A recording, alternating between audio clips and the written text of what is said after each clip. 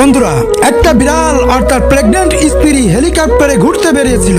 হাসি এবং আনন্দের মধ্য দিয়ে তারা আকাশে ভেসে বেড়াচ্ছিল আর পেটের বাচ্চাকে নিয়ে তারা হাজারো স্বপ্নের গল্পে মেতেছিল। হঠাৎ আকাশে মেঘ গর্জে ওঠে, বিদ্যুৎ চমকায়, হেলিকপ্টারে রেড অ্যালার্ট বাজে।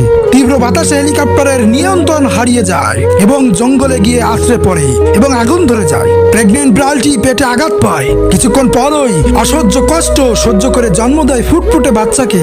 আর মা বিড়ালটা সেই মুহূর্তে শেষ নিঃশ্বাস ত্যাগ করে। বাবা বিড়াল কাঁদছে বাচ্চাকে কোলে নিয়ে। ঠিক তখনই একটা কুসকুসে কালো নেকড়ে তেড়ে আসে বাচ্চাকে খেতে।